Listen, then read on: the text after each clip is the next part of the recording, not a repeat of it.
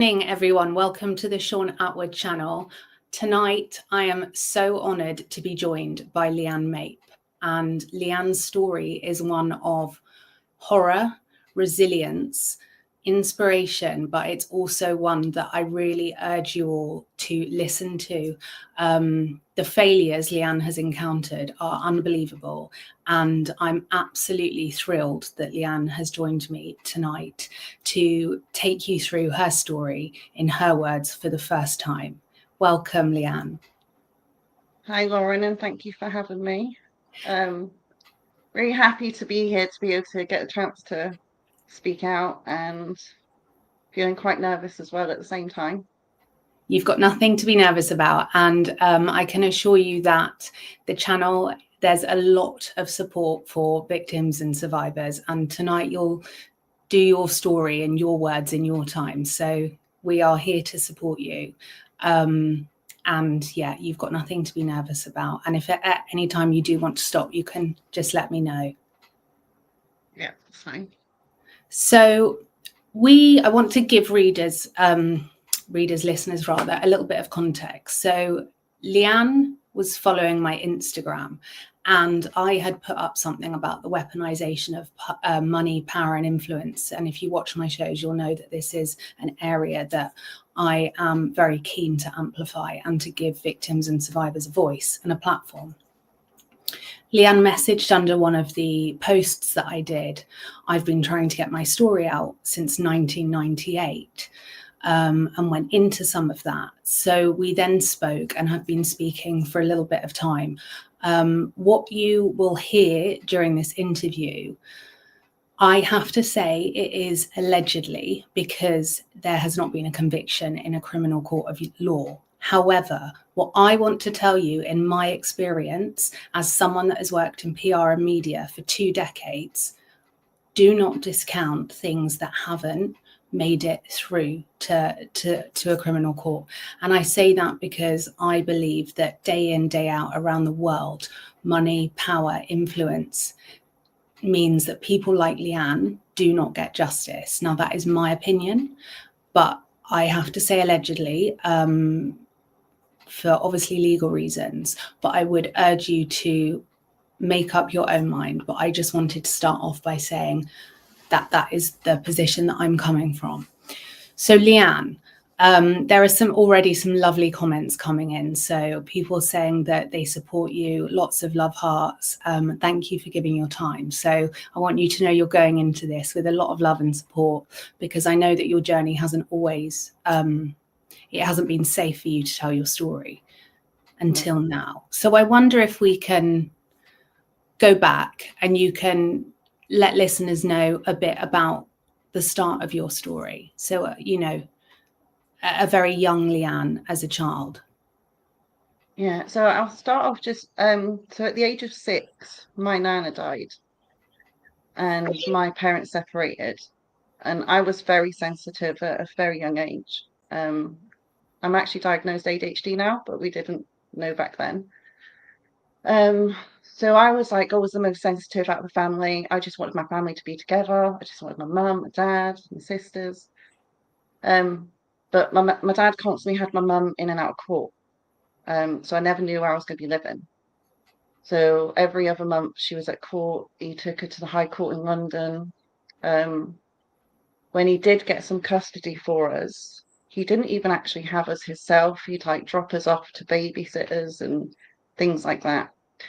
So I personally believe it was more about getting at my mum than actually wanting to have us because he loved us. So he kept going back to court, but he wanted full access. He wasn't happy with, getting part-time access or something like that. And then when I was 10, at the time, I will mention some.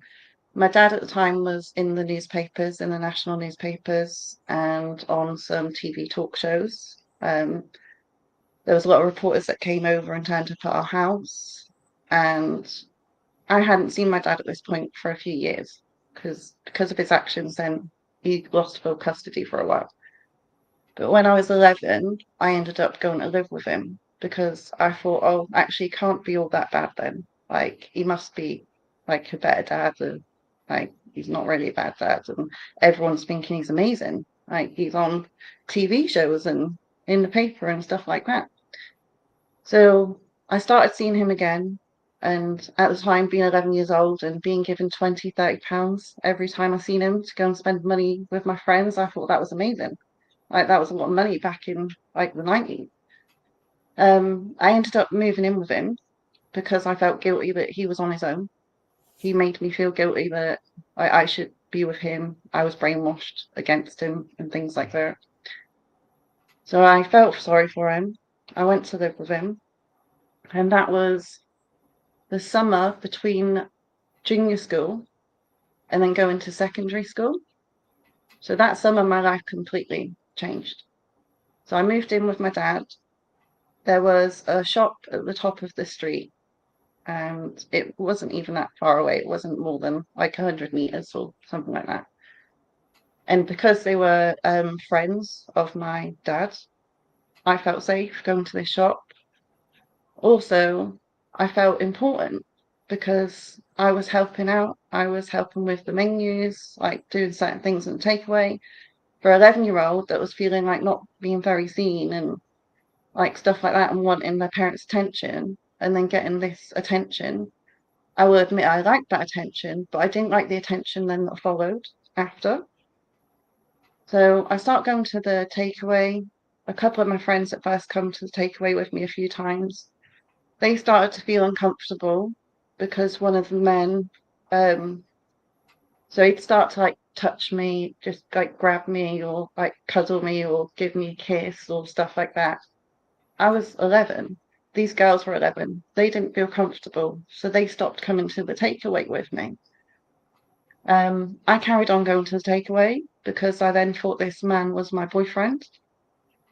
Um, I did end up just after I turned 12. In the November after I turned 12, I did go to a house that they were all renting, like a HMO house that some men had come up from. Some of them had come from Luton, and they were renting a house temporary. And I went to that house. There was another girl at that house, and there was two men at that house. One of the men was the one that I thought was my boyfriend.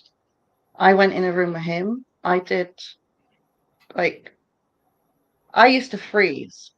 So what happened? I froze. I was a very young girl. I didn't know what I was doing or anything like that. I was just completely frozen. But then he gave me a ring after, and I felt, oh wow, this man's just given me a ring. Like, this man wants to marry me because my dad had been talking about me becoming a Muslim. A lot of his friends were Muslims. And They I were think buying me. just for context, so the alleged perpetrators were Asian, and there's obviously a lot at the moment, and has been for some time, about the predominantly Pakistani grooming gangs. So this is what this is what we're talking about. Yeah, so these men were from Bangladesh.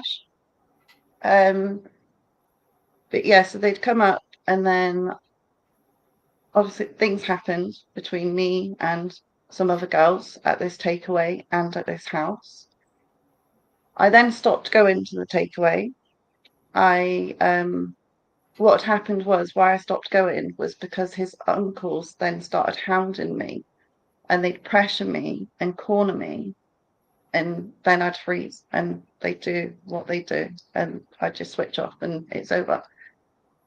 And then they allowed a chef that came that I didn't know, that must have been about 60, and they walked away and left him to army in the kitchen at the back of the takeaway. And I know it was bad, the others doing it, but they were my dad's friends, and I actually knew them, even though it was wrong. So then for this man who was 60 odd years old to come and do it, it was even more shocking. And by this point, there'd been like 3 different people that had done it to me. So I stopped going to the takeaway. I then confided in one of the older brothers, who was my dad's very close friend. He then started doing the same to me. And that shocked me even more because I was close with him and his family. I'd spent time at his house. I'd been away on a little holiday with his family. I actually really liked his wife, his children, and for him to do that, I was really shocked. So that had happened multiple times. And then another man had come along. So another one of my dad's friends. He was an Englishman. And at this point, I'd got annoyed because if I was in the car with some of these men, they'd be just grabbing me like I was an object. And it had got to the point, I'm not an object. I don't want to just be grabbed and people think they can do things like that to me. So I confided in another one of my dad's friends. He at the time was like a knight in shining armor. I'm going to save you. Nobody loves you. Your mum and dad don't love you. I'm the only one that cares about you. I can stop them from doing that. And because I also knew someone that was related to him, I felt even more safe with him because one of my childhood friends was actually a niece of his. So I thought, oh, there's finally someone come along that I can trust that is going to help me. And then he started doing the same himself. But he ended up doing a lot worse than the others did, and it went on for a lot longer. But he did keep the others away from me. So this carried on until I was 15. But in 14th of August 1998, I'd had an argument with my dad. I'd confronted him and told him what had been happening, what was going on. I don't know if I'm allowed to say the SLAG word, but he told me I was that and I deserved it because I kept going back to the takeaway for more. So that day I decided, I'm going back to my mum. Like, I moved back in with my mum that day. Told my mum what had been happening. She contacted the police. The police came out to interview me. I remember at the time, because the other man was around me and I thought I was safe, I thought I'm back I'm back with my mum. I'm away from it all. It still hadn't clicked to me what he was manipulating me and what he was doing to me. So my mum reported it. The police came out to speak to me and I just said, do you know what? I just want to get on with my life. And they took that and they accepted it and they closed it. A 14-year-old girl. I think as well, regardless of if you wanted to talk to the police or not, this is a safeguarding issue. This isn't about, whether at 14, it must have been so intimidating to have police come and take a report, but also, you are so young at this point. And I think people forget your brain is still developing until you are 25. You were in your infancy of teenage years.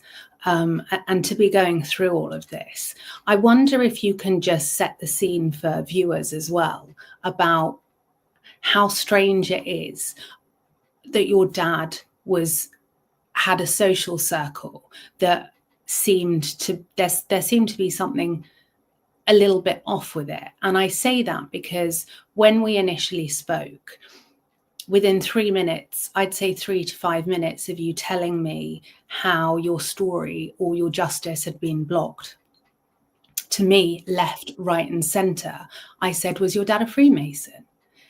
And I think people will, as the story goes on, start to see the corruption as a web just gets bigger and bigger, and everything is multi-layered and complex because of that.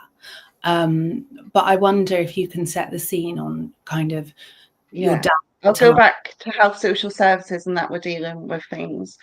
So at the time this was all going on, when I was 12, I was on the child protection register. And I was on the register from emotional and mental abuse from my own dad. So there was regular meetings, child protection conferences going on. Child and family guidance were involved. I did have a lady that would ring me quite regular. My dad never wanted me to speak to people. He wanted to know everything that was being said. There was a diary at the very start. I wrote a diary about because I was excited, thinking, I've got a boyfriend and we'd been kissing and stuff. I actually had wrote a diary, And I went and spent the night at my mum's house, and my sister found the diary. Now, because when my dad wasn't allowed access to us, he wasn't allowed anywhere near the house because he'd set my mum up for drugs. She was going to pick my nana up from the hospital. She was coming home to die. And my mum's never touched drugs in her life. She signs for a package, and the police are there and arrest her like straight away. So she's put in the cells. There And was so, other instances. immediately with that situation, when you told me about that, I said, but how were the police there? You know, they'd been tipped off. And this to me just screamed Freemason. And so As soon as she signed for the package, but also when he wasn't allowed anywhere near us, he was friends with the chief inspector of our local police force, and he had him deliver Christmas presents to our door. So when this diary was found, my mum didn't trust the police because the police had been siding with my dad on a lot of things, and he'd been getting away with a lot of things. And she ended up taking the diary to social services instead. I was actually called into social services with my dad. I was sat down with 3 other adults, and I was asked to read out what was in the diary. Now, I was 11, 12 at that point. I didn't want to be reading in front of my dad like some essay acts that had been going on, and that type of thing, and these adults. So my dad managed to talk social services into giving me that diary back. They didn't. I've seen all the notes. I've got all my social services records. So they read like a paragraph out of the diary about me being involved with an older man, but they didn't read any more of the diary, and then they gave me it back. So my dad then talked me into the fact that social services and stuff, they're just going to try and ruin things, like don't listen to them and stuff like that, ruin the diary. He was talking about me becoming Muslim and like arranged marriages. And yes, he used to joke about it, but he also used to joke and say, which I didn't understand as a child, and say that I needed a chastity belt. I didn't even know what a chastity belt was. So there was all these things that didn't add up. And then also with social services, I was removed off the child protection register. There was concerns from Child and Family Guidance. There'd been concerns made about SA going on at the takeaway. There'd been multiple concerns made. And my dad basically told them, if you don't take her into care, just take her off the register. They took me off the register. Child and Family Guidance had wrote a report that they suggested that I be put into temporary foster care. If I couldn't go home to my mum, I should be placed into temporary foster care for safety away from my dad. But suddenly the case, I'm taken off the register. Yeah, I was just removed off the register. That is unbelievable. And this is what we were talking about, is you've not just been failed by one strand of those in positions of power. This is across, and we'll come into this later, but this is across healthcare, across policing, safeguarding, police reports. And obviously I have to say that this is allegedly. I just want to read out a few comments just so you can kind of take your time, because I know it's a lot to go through. So James says, we support you here on this channel. Don't worry, we've got your back. Julesy Bob, thank you, Leanne, for being with us. Mr. Steve, this is a survivors channel. You're amongst friends.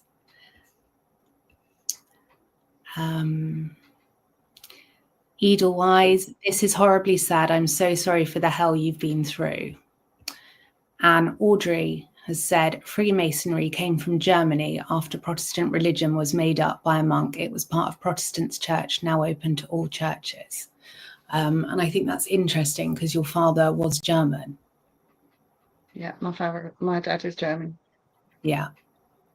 So yeah, my mum had reported it, and they took my word for it that I wanted to get on with my life. And then it was April 1998, the year later, I looked at my younger sister and I thought, you see, if this had happened to her. And that's another thing. The day I had an argument with my dad and he told me I was an SLAG and deserved it. And I said, I'm glad my younger sister hasn't been about to experience this. And he said, if she had come to live with us, it would never have happened in the first place. I'm like, so what was that supposed to mean? So she turned 11 and I looked at her and thought, if that had happened to her. So I reported it to the police because I thought, no, I need to protect my sister. So I reported it again in April 1999. The police came out. From then on, I was told it was an ongoing case. They had questioned some of the men. Some of the men had actually left the country and gone back to Bangladesh for a few years. Some of the men had changed their names, which they said does happen a lot. So that makes it hard to find them as well. And I was just reassured by the police.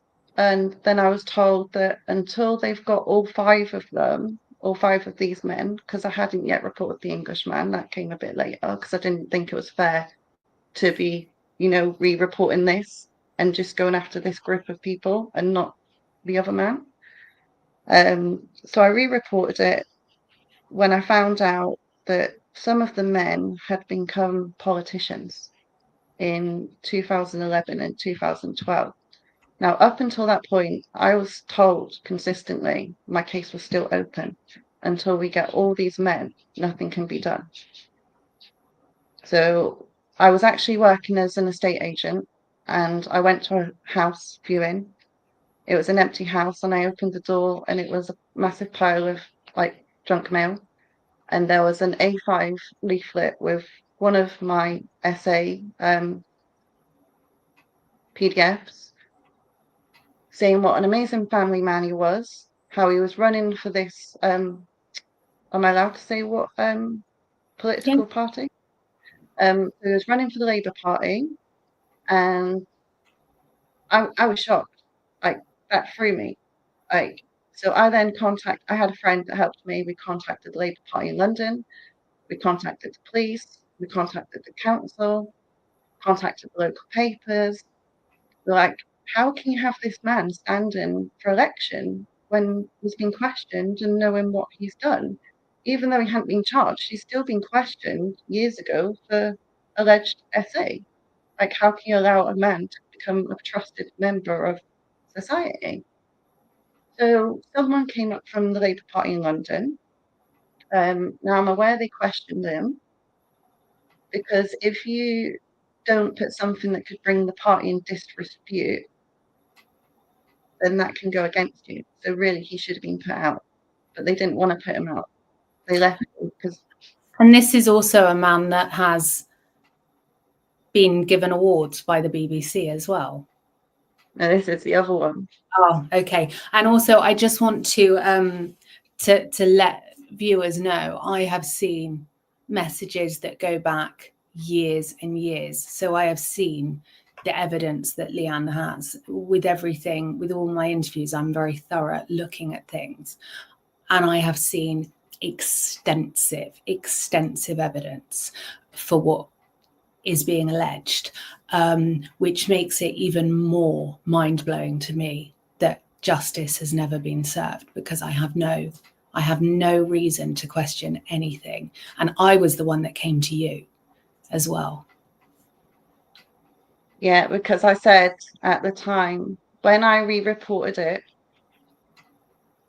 and they were in the public, it got very political. I did confront the man. I wasn't aggressive. I confronted him at the council office and I had loads of witnesses and I just went up to him and said, why are you doing this to me? I was seeing him in the local paper, on the local news. I just didn't understand it at the time. Now I know, with obviously years later and what I've learned. So I just went up to him and I just said, why are you doing this? And then he walked away and I did send him a message later on Facebook and I did say the same thing. And I said, you do realise if other girls come forward and make statements, it will be reopened again. And a week later, I had the police walk in my house and serve me with her harassment warning because what I had said had been distressing to a political person. So it was okay what he'd done to me and put me through. Yeah. but they could walk in my house and serve me with that. And you've told me as well, and I know that when we've spoken before, you're very open about this. You know, your health as a result of what happened to you as a child, and how bad the essay that you allege was. You have been left with very, very bad health that you have to deal with. And, you know, this isn't just emotional scars. You are dealing with a huge amount of trauma to your body as well as to your mind that you're working through also. Yeah, so when I was 14 and I had to be sent to have HIV and AIDS test at the sexual health clinic, I remember that being really terrifying and being told, oh, if the tests come back positive, we'll contact you in a week or two. If you don't hear anything, it's normal. I'm like, right, okay. But from then on, I was under gynecology.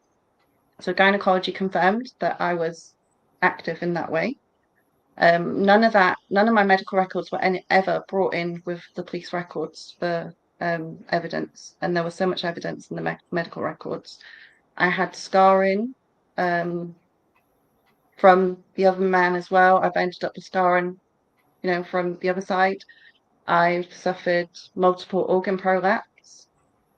So yeah, my pelvic floor was very weak because of how young I was. And then when I had a child, because I've only had one child, my pelvic floor just shattered. So I've got gynae problems. I was told I needed to have my bladder removed. I have a lot of multiple problems with my health. And I do understand when some people think, oh, medical health conditions can just be from trauma and it can be mental health, but it's not. Trauma can obviously trigger health conditions.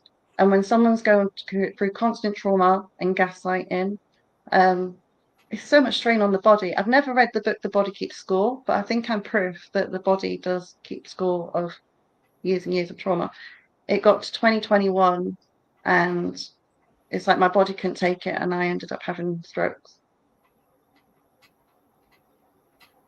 I mean, I also, I think it's really important to say, and I think I speak on behalf of everyone watching, what you've been through and the fact that you are not hard to the world and that you are using your voice to get this story out, I think is incredibly, incredibly brave and inspirational.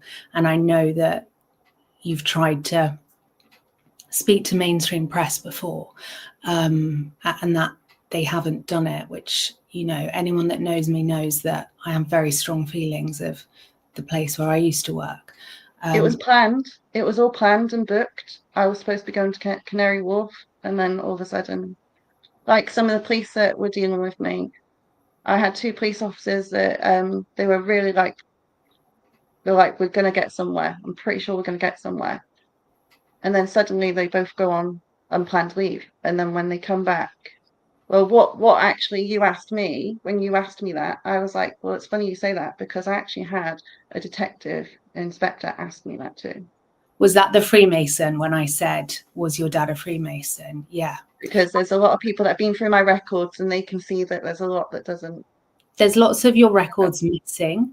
And I thought it was really interesting as well when we've been speaking, because you're very forthcoming with, I've got this, I can show you, I'm not lying.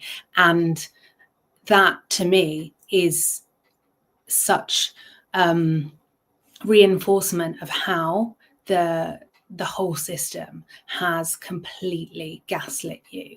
And I can only imagine how that makes complex trauma even more hard to navigate. So I wonder if, because I think, the start of your truth that you allege not being listened to or taken across the line to CPS and things like that. If we go back to when you were 15, you said that you were with your sister and you made a police complaint. Was that right? I was 14. I'd moved back in with my mum in the 1998. And then my mum made the complaint, and then I made the complaint in 1999. I was just told that it was ongoing. But from then, I was lucky because I got a job. I turned my life around. While that abuse was going on, I did turn to self-harm. See, I'm a big advocate and I'm very passionate about safeguarding. And people think that some people hurt themselves for attention. I never ever did it for attention. I did it because I was so hurt and angry, and I didn't want to take it out on anybody because I'm not that kind of person. So I would take it out on myself to give myself that relief. And I know it wasn't a healthy, positive like way to do it. I've had a lot of therapy over the years and I use like healthy techniques now. I also overdosed on a number of occasions. And then I decided I didn't want to let those that had essayed me and took my innocence ruin any more of my life. I mean, so young. And what I feel like what comes through so loudly in your story is how you didn't want to be a problem for anyone, and also how you were so alone. And I just think it's utterly heartbreaking that no one advocated for you at this time when you were so vulnerable. You were followed as well, weren't you? I was followed a few times. There was one occasion where I was followed from my house. Now, you'd have to go up and down so many different roads because I was crossing like junctions and big massive roads. Like it, this car went up every single road and then followed me to where I was going. And I remember that day, it was so windy. And you know, when you're walking against the wind, and I'm terrified because this guy's literally followed me in a black car from my mum's house to my friend's house, which wasn't just around the corner. So that's one occasion I was followed.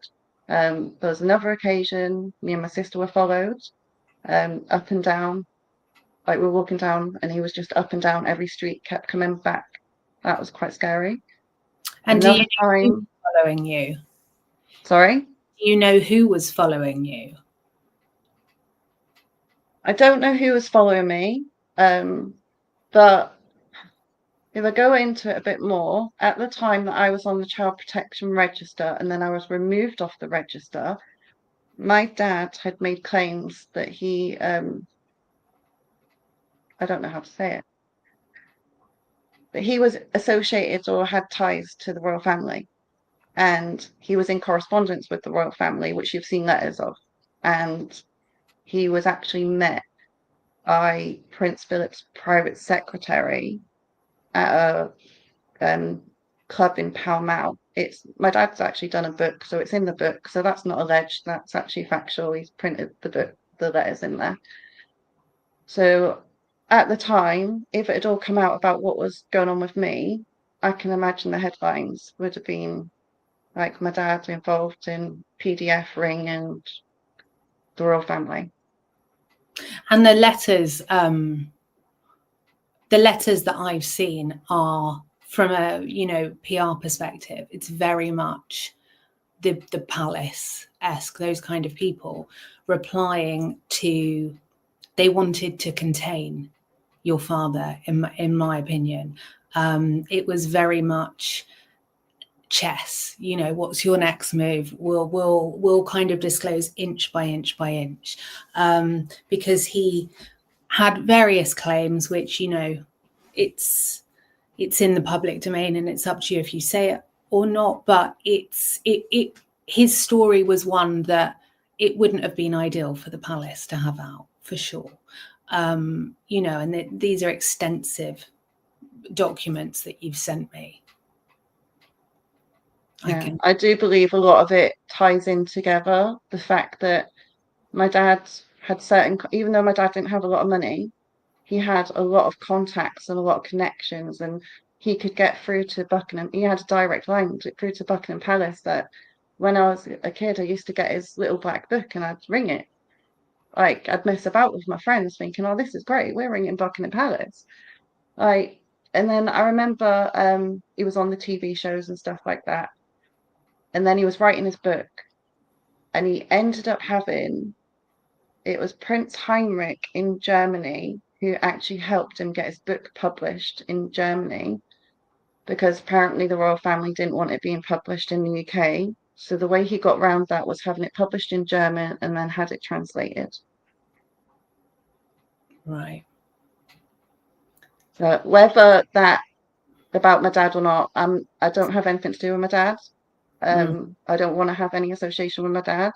Whether there's ties to the royal family, I've learned a lot, and I know that this is deep.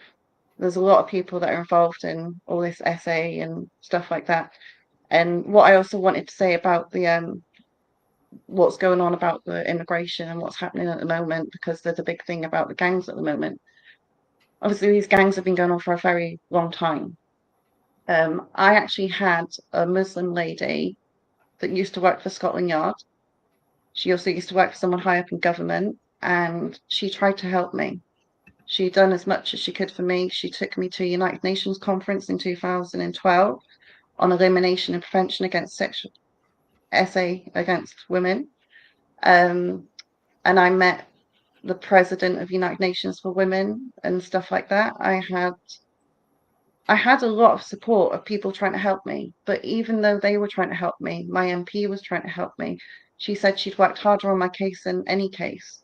No matter what anyone was trying to do, it's like we'd get so far and then there'd be a block. And Yeah. so four times I had it reopened. The last time I had it reopened, David Cameron had said Operation Hydrant was declared, and they said that every historic art victim would get their day in court.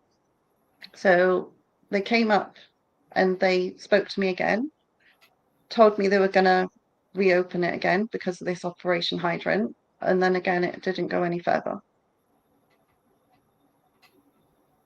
I mean, and this is multiple as well. Your failures are across multiple. Can I just add as well, Lauren? Sorry about my witnesses. So I did have multiple witnesses, and some of them didn't want to make statements. Some of them did.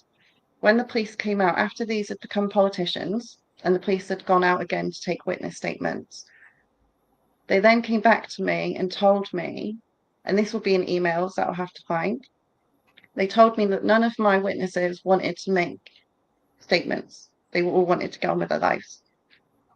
Now, one of those was my best friend, who still, I told you about her the other day. She's a very credible witness. She was there when the police officer, the detective, asked me if my dad was a Freemason. She was there when she overheard my dad asking for money to make sure it never got to court. And that was that the £2,000? Yeah, it was about £2,000 he asked for to make sure. And the man that also was in there that witnessed that, because he's the one then that I later made a statement against, they said he wasn't, that they couldn't use his witness statement. I also gave evidence of marks on a private part, and I was told I could have just seen that person getting out the shower. And I think if I was a 12-year-old girl seeing a naked man getting out the shower, I would have felt uncomfortable and known about it.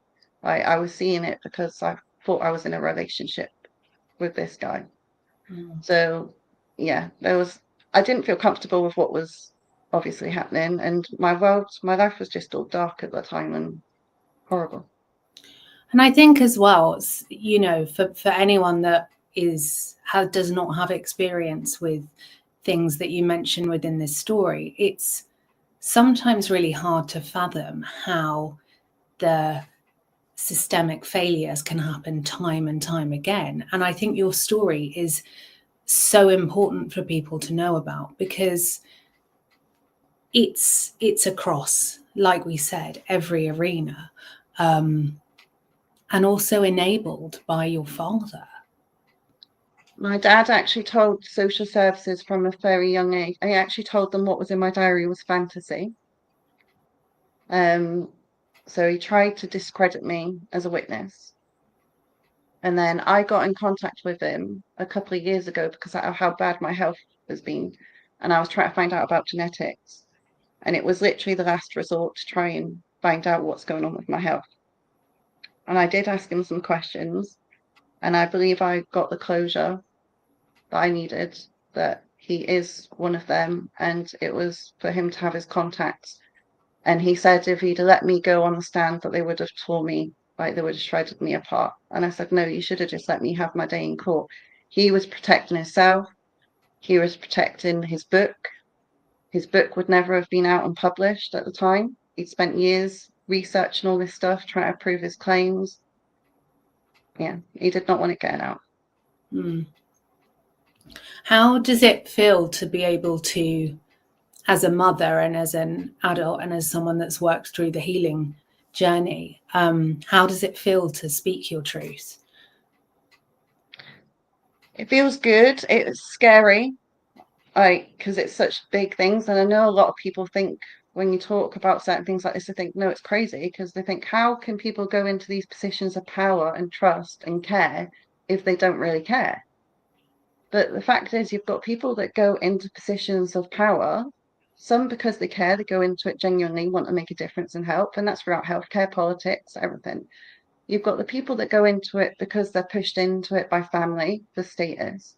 And then you've got the people that go into it for power and status alone. And to be honest, I think they're narcissists and they're the most dangerous people.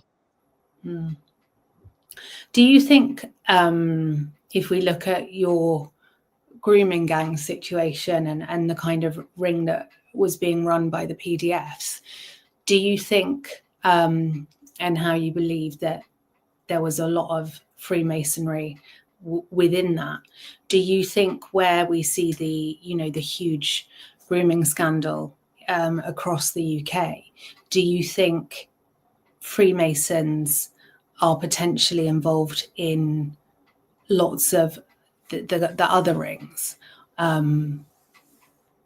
Yeah. Hospitals, police, social services.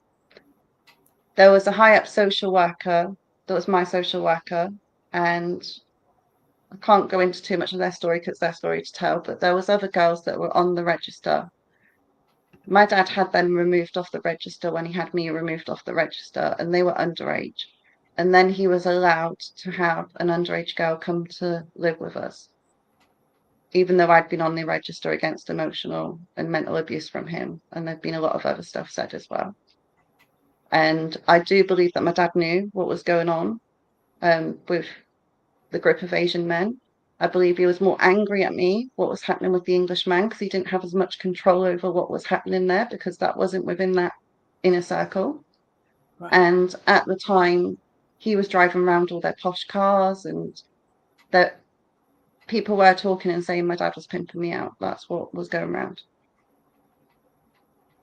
And what was if you look at your dad's social circle, so there was obviously the people, the Asian men that were running the takeaways that are now politicians.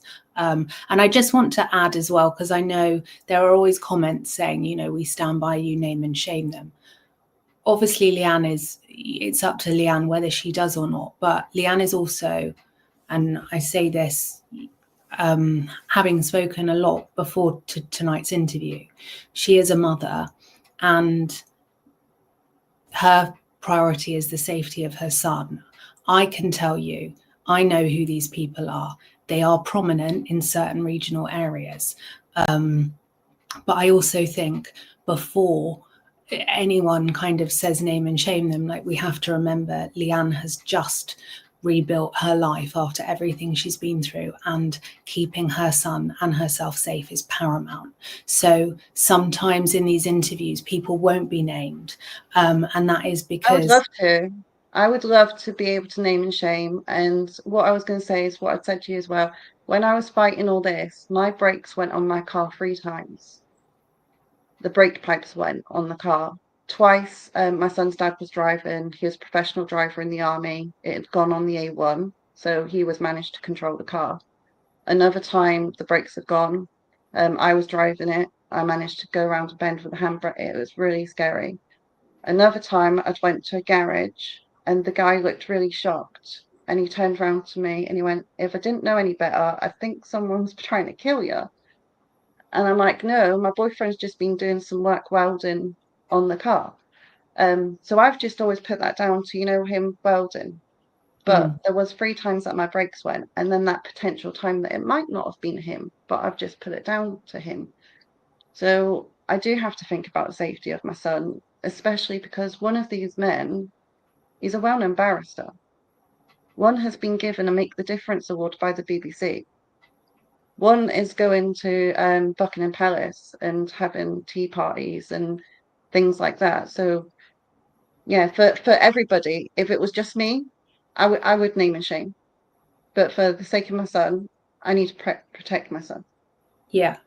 And we did speak about that. You were happy to, and then we said, actually, you know, it's really important that your safety comes before anything. And so I just wanted to explain that to people, because I think it's really important that they know that I can 100% say I've seen every bit of evidence. I know who these people are, and it's sickening. The positions of power, the people they're mixing with.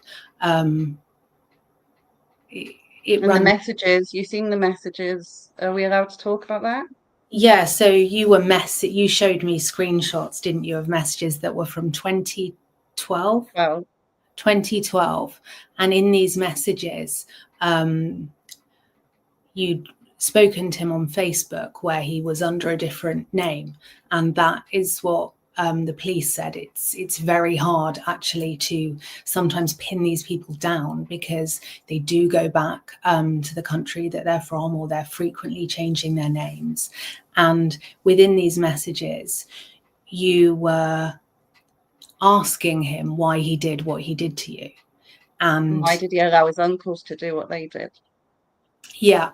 And when you took that evidence to the police, you were told it was entrapment. Yeah, because he said sorry, he apologized in the messages, and then he was being very sexual towards me in the messages while I'm talking about his uncles and stuff R-ing me. And I kept saying to him, stop talking to me dirty. Like, and he was actually a school governor at the time, and he's the one that's just had a Make the Difference BBC award. And I mean, if this isn't a reason for every single person watching this to cancel their TV license, I don't know what is. I've stopped paying mine a long time ago. But I could probably be arrested by Keir Starmer for saying that now. Anyhow, there was a real focus on these messages that he was sending you that was very, very fixated on you being young and slim. Did I still have a small bum like I used to? Did I still have small breasts? Yeah, and it very much, it was a message written by a PDF file. He knew he was talking to an older you, and you know, any woman watching this will know that when you hit puberty, you do expand and your body completely changes shape. You go from being like that to having more of a shape. But it was almost like he was trying to reminisce of when he had age you, and of the age that you were. He didn't want to be thinking he was talking to an older you. I think I said to him in the messages, you're talking about a 12-year-old me. Like, it's sick. Yeah. Absolutely sick. And I was very small 12-year-old. I did look very young. I didn't wear makeup. I was quite a tomboy, to be honest. I loved like playing football on the field and stuff like that until my life changed completely. And it was also a toxic kind of cocktail of things, wasn't it? Because you were vulnerable, and we know that these PDF rings target vulnerable, often children in care, and you were on the register for social services. So whilst that's not being in care, there are obviously safeguarding concerns. And then add into the fact that your father was motivated by status and connections, and you weren't. Can I just add, my dad found someone. My cousin had been trying to find her dad for about 15 years or something like that. My dad went out in the car. He was from the Navy somewhere in America or some air base. My dad found him within an hour. Wow. And when I asked my dad, why did he do what he'd done? Was it to get to Prince Philip? He didn't say yes, but he nodded and said, you've done a lot of research. And he said it was for the connections. And so his social circle, you mentioned obviously there were the Muslim takeaway owners, which it would be strange to, if you are driven to be networking at Buckingham Palace, I would say people with normal everyday jobs like a takeaway owner or a shop owner, or just people that seemingly are normal people with normal jobs working, in those kind of jobs. It would be quite strange for someone who, like your father, was narcissistic and completely tunnel driven by what could increase his black book by the sounds of it. And so that was a real red flag when we spoke, because you said there were also people from other religions, other backgrounds. It wasn't just, Muslims or anything. There were Jehovah's Witnesses, weren't there? There were people from all walks of life. Yeah, and they'd come round quite late at night, and they'd all end up having a curry like after 11 o'clock at night. But my dad was out all the time. Like from the age of 11, I was literally just left to my own devices. And I thought I was a lot older, having my own key and just being left to have the flat on my own. So yeah, he was out all the time. Like, so I don't know what days he would have been going to wherever. I never knew where my dad was. Unless he was going to the Heathrow airport to pick some people up that were coming into the country and stuff like that. And when you were, on your own at home and living with him, and the gang members were there, were you cooking for yourself? Were you, were you aware that how young rather you were, that you were 12 and that, no one was parenting you? Or were you just... So I was vegetarian and my dad eats meat. So he was not happy when I became a vegetarian. He would actually give me £5 a week to go to Lidl to get whatever I wanted to live on for the week. Otherwise, I'd have to eat what he was eating. So I basically just lived on cheesy pasta and like mashed potato and beans and things like that. It's awful. It's such neglect as well. For someone to suffer one of the awful crimes. Once he got me, he didn't want me. Before I went to him and he was giving me all that money and treating me like amazing. And then once I lived with him, it was like all of a sudden he didn't care anymore. He didn't really pay much attention at all. And I'm just looking, there's a few questions.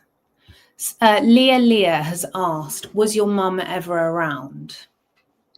So when I was younger, my mum was around, but then I went to live with my dad and she didn't think that I wouldn't have been safe with my dad. Obviously, there'd been stuff with my mum and my dad, but she said she wouldn't have thought for 1 second that stuff like that would have happened to me.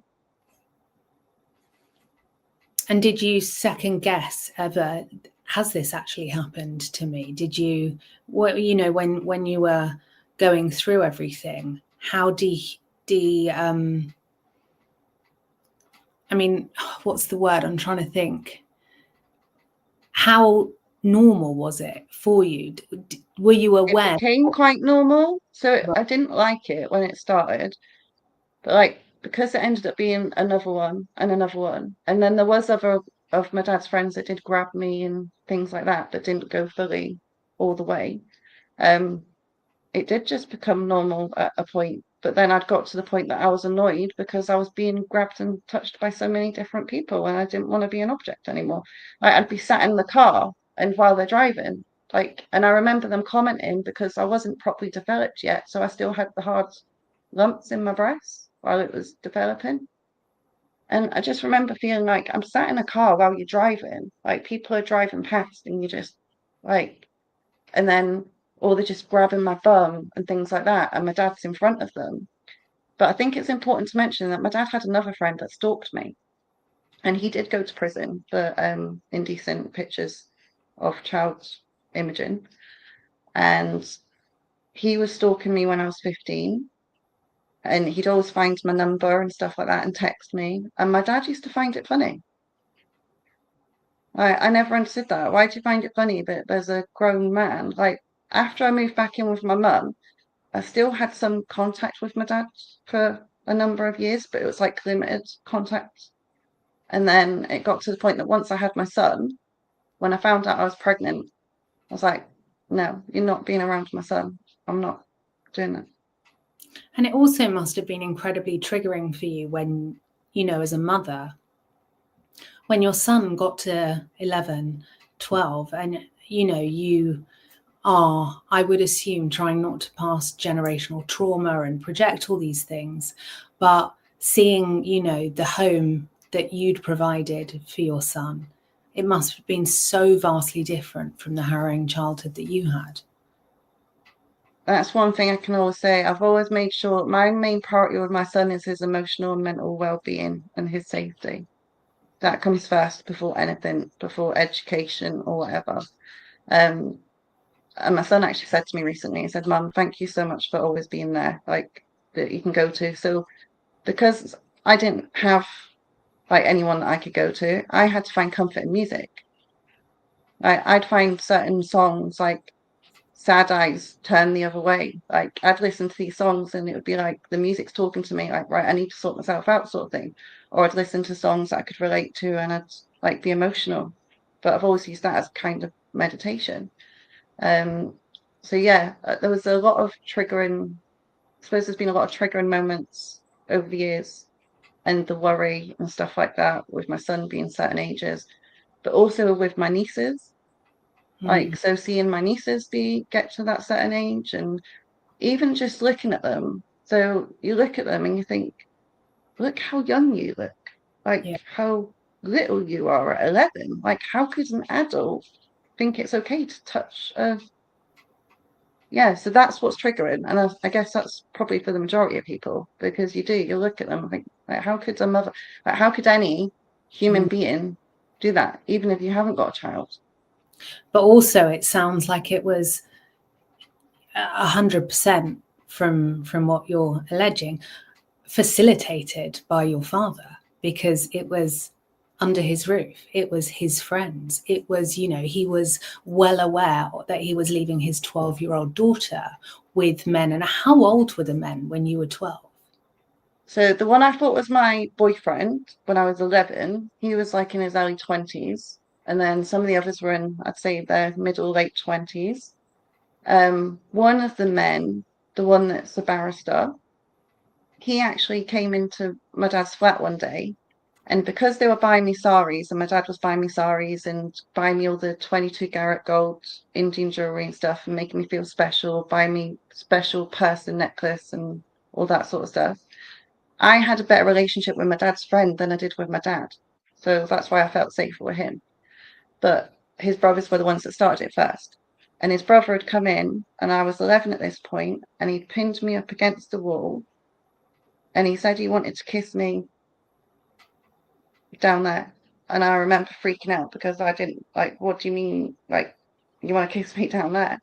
And then he's trying to kiss my face. And I just remember, because I'm not kissing him back. And it felt like, oh, like a scar on paper, because he had a bit of a stubble. Thank God that day, because I'd put the sari on wrong and I'd wrapped it round and round so many times without doing it how you've got to do it, fold it over. I'd wrapped it round that many times, he couldn't get to me that day. So he stopped. I told my dad about it because this man actually owns a lot of properties and stuff as well. And my dad was still friends with him. And he said, well, he stopped. He realised what he was doing was wrong and he stopped. No, he stopped because he couldn't get to me because of the sorry. But that man also forced himself on an Asian girl and terrified her. And that girl she made a statement to support me. And he was going to bring so much shame on her. She wasn't Muslim. She was another religion. So this does happen to a lot of other girls. And I think when you said, how do I cope with, like, sometimes do I question myself, did it really happen? And things like that. There was other girls. So I suppose I don't know if you'd call it trauma bonded, but when you've gone through trauma with other people, like some of those girls that I could still speak to now, we might not speak for years, but if I was in a proper state and needed to go and speak to one of them, like they'd be there because we're bonded by that experience that we went through. So, and also I just think this is a testament to how brave and resilient you are, because for you to go to police and your father and all these people that you, and why wouldn't you believe you could trust them? You know, you are 11, 12 years old. People are, I don't know, reading Care Bear magazines or whatever. They're not going through what you went through. And before this happened, I was playing netball on the school team. I used to do Highland dancing. I was playing guitar and recorder. I used to play for the church.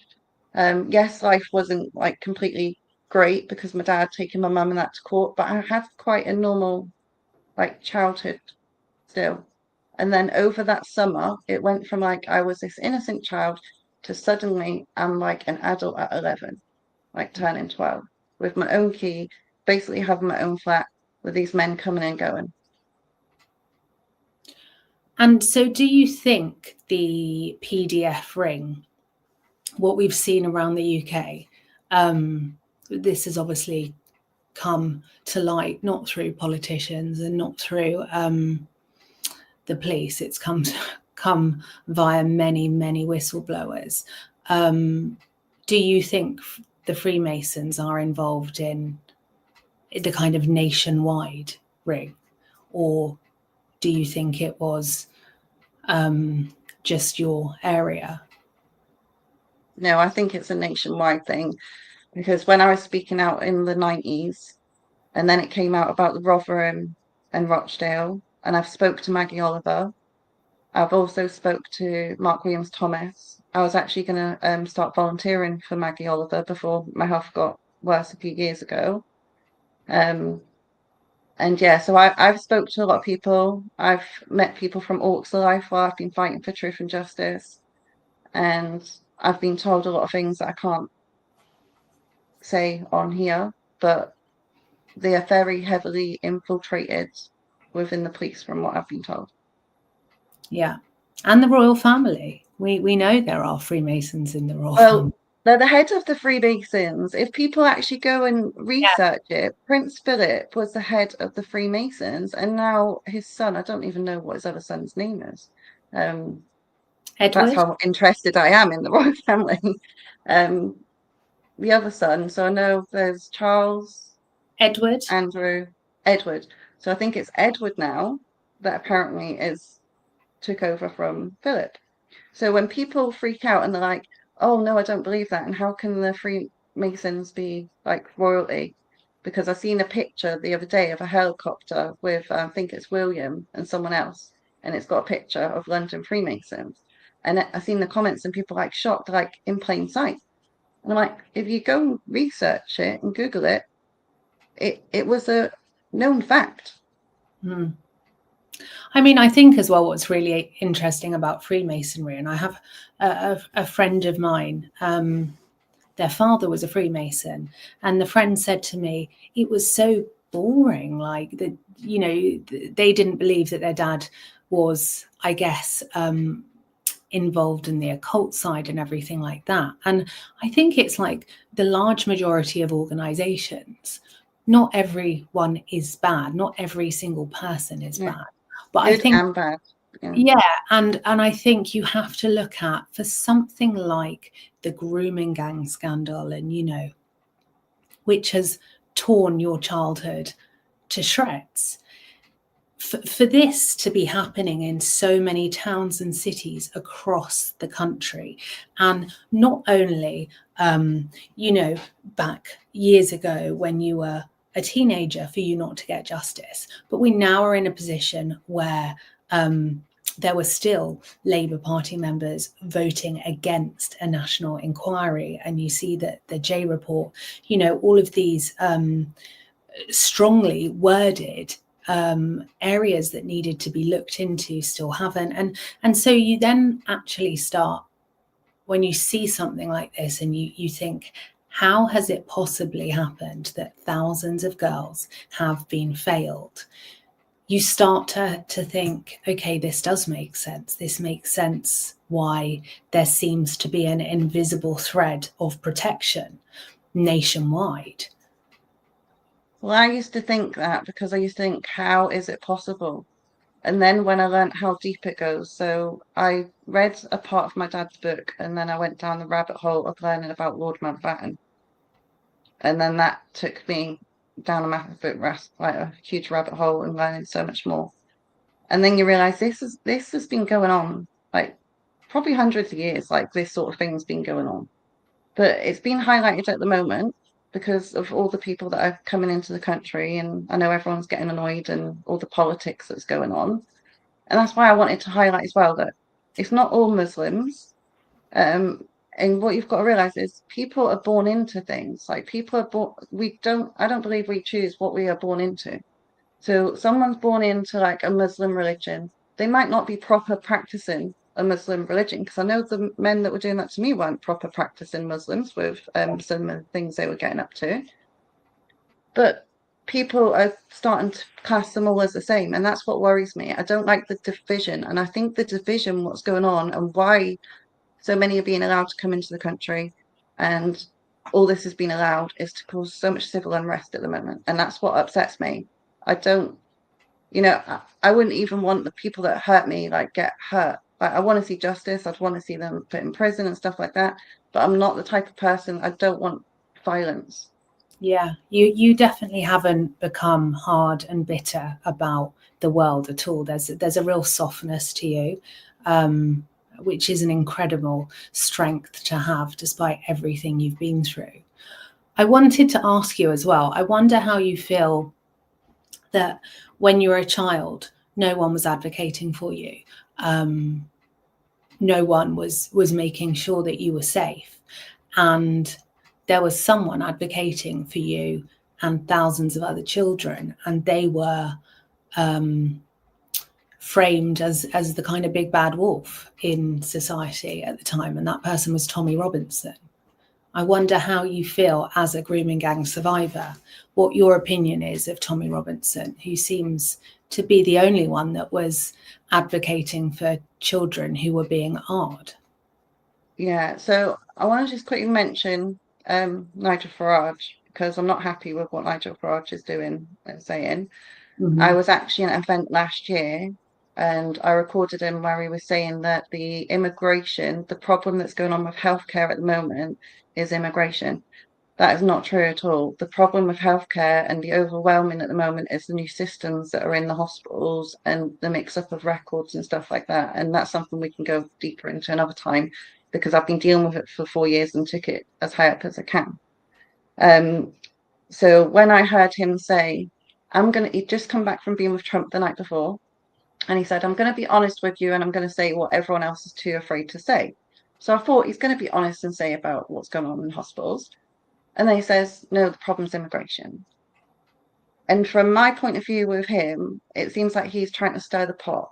So with Tommy, I don't think Tommy's trying to stir the pot. I think people are putting Tommy and Nigel in the same category. They're accusing them of being racist. So I've done some extensive research, because I always do. I've went and watched hours and hours of podcasts on Tommy. I've watched his documentary Silence twice now, and I've listened to him, and everything he was saying is true. I couldn't have actually, when I watched it again the other night, because I wanted to do my research before I'm coming on here, and I don't want to stir the pot and people will turn with each other. And yeah, I don't think what Tommy is saying is wrong, but I think the media, and because people are so brainwashed and manipulated, like I spoke to a friend about it, and she said, oh, but he's not good to women. That's how the media have spun it to make him look bad. They've tried to discredit it. They've tried to make him look racist when he's just highlighting what's been even happening to me since 1998. Yeah. And it's interesting, isn't it? Because throughout your story, there hasn't been a national media outlet that has shared your story. And I've seen it with the They don't like sharing the truth. No, they don't. And Sammy Woodhouse has spoken before. And I mean, I think she's incredible, and the work she's done is going to change people's lives forever. But I think with the media, mainstream have a way of doing things where if they've run 2 survivors in a week, it's like, tick. They come from the point of, oh, we just need to keep making money because we are a for-profit media organization. And then you wonder, well, was it that they'd already run a survivor's story? Not that that should ever impact whether they do or don't cover yours. Or is it that age-old area of it's not what you know, it's who you know? And your perpetrator within the Labour Party was able to get something stopped. I know which one I believe. And the other one, and one of the other ones was in the Lib Dem party at the time, and now since been in the Workers, is it the Workers' Party? So yeah, I do believe we all know it's who you know. Like, it's not always what you know, it's who you know. In certain jobs and things like that, certain jobs I've had, I've been lucky to be offered positions because of who I've known. So yeah, it's not conspiracy that there's people that have an oath to protect each other, a brotherhood at all costs, and do certain favors. I wanted to ask as well, what do you think your dad would think of you speaking your truth finally? Oh, he's not going to be happy. To be honest, I was more nervous about coming on because I'd been talking about doing this podcast, and then I had a random call the other day. But my dad is that twisted that he tries to blackmail people, and everything I'm saying is factual anyway. Like, my dad could take me to court all he wants. I'd be happy for my dad to take me to court, because my dad has said and done and been responsible for a lot of this and a lot of what's ended up happening with my health because I was put through too much at a young age. So I do hold my dad responsible. Yeah. And I hope as well that it's another chapter in your healing, the fact that you wanted to share your story, and that you've done that now in a way that's on your terms. And I'm doing a book as well, so there'll be a lot more in my book. Yeah, well, I mean, Leanne, I am so honoured that you trust the Shaun Attwood channel to share your story with, and genuinely, the inbox is going absolutely crazy in an amazing way. There is so much love and support for you, and just people saying how hideous it is what you've been through and how harrowing. They're so grateful for you speaking your truth, and there's lots of love and prayers being sent to you. And I just wanted to say I'm really honoured that you spoke to me and to the channel, and I think you are incredible, and I just hope that your health continues to improve, and that you're able to continue to rebuild yourself after your childhood was absolutely stolen from you. Because I think it's what you've been through is nightmarish, but I think in the face of everything you've been through, you are an incredible woman. I've had some amazing people around me. I've met people from all walks of life that give me a lot of inspiration. And yeah, if they can do it, like I can do it. I need to keep going, and I need to keep going for my son. That I was told I couldn't have children. So the fact that I was given that gift of a miracle of having a child, yeah, that's more important than anything. And how can people follow you? So can you share your Instagram? We'll also put it in the description box as well. Yeah, so I need to really start using Instagram more. I'm terrible with all this tech. I usually mainly use Facebook because I run some support groups on there. Okay. So I'm on Facebook, Leanne Mape from Mulholland on Facebook, or Instagram. You can get me on there. I think it's under Leanne Inspires. I think they'll be able to find me through you if they like Yeah, go there if they can't go on the link. But yeah, I'm in the process of doing more because I am going to be doing more podcasts. I've been asked to go on some other podcasts as well. So yeah. Amazing. Well, a lot more to share. A lot more. And anytime you want to come back, Leanne, you are more than welcome, you know, to talk about the amazing work you're doing within the health care industry as well. I think would be a fascinating interview, because from a system that, again, has blocked you and absolutely closed the door on you, you are not giving up. No, it's not all been for nothing. I just want to quickly add, because I don't know if people are aware, a lot of these men that own takeaways actually own taxis now. They have a lot of taxi companies.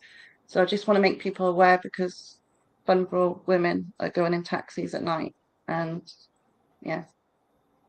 I think that's a really good point to make. And yeah, please do not get in a taxi where you don't feel safe, or where, you know, all taxis should have cams in 100% to keep women safe.